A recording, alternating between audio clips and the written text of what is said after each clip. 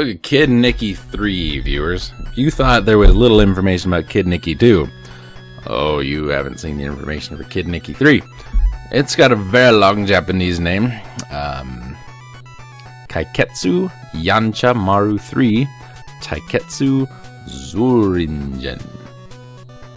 Yes, said it like that just so I could have a little more time to pronounce it. It's an action game developed by Micronix and published by IREM. It was released in Japan in 1993. Never saw a US release. So I can't find really much about it. Graphically, it's very different from Kid Niki 1 and 2. Play-wise, it's much more similar to the first game. No little overworld map thing we're going on. But, you know, it's a pretty good game. It's not super great, but I like the artwork style that they decided to go with in this one.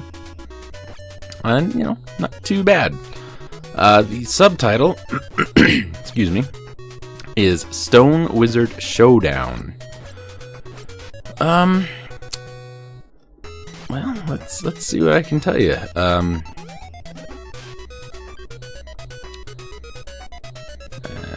we go. The only thing I've been able to find is a simple review over at romhacking.net, and this is a review by Sardius, and it goes as follows. Hey, this game ain't so bad. In terms of the series, it beats the hell out of Part 2, but it can't quite live up to the standard set by the arcadey genius of the original Kid Niki. Few games ever actually have lived up to this standard, however, so you can't really hold Kid Niki 3 accountable for such a failure, I guess. Even if you've never played a Kid Niki game before, though, you should still check this one out. At first, it appears to be your average multi-scrolling, collect the keys and hit stuff platformer. But there's a surprising, for an NES game, amount of gameplay variety to be found here. Aside from running around, jumping, and bonking stuff with your bonking stick, you can also slide, charge up for a spin attack, hang off walls and ledges, among other such great feats. The control's a little floaty, and the game itself seems to suffer from like some weird constant jerky glitchiness. Kid Niki 3 appears to be programmed the same people who did all those terribly early NES arcade ports like Ghosts and Goblins and Athena, if that's any indication. But other than that, it's a colorful, happy little gem of the game. You play now, says Sardius. I don't believe Irem worked on Ghosts and Goblins. I'm pretty sure that was a Capcom only thing, so I don't know what he's talking about.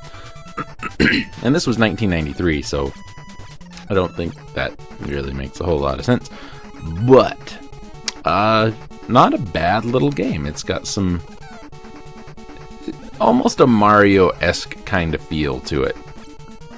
You can do a kind of a wall jump kind of thing by bouncing off the walls with your bonking stick, as Sardius calls it.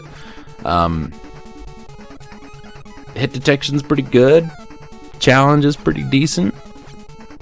You know, just ain't a bad game, really.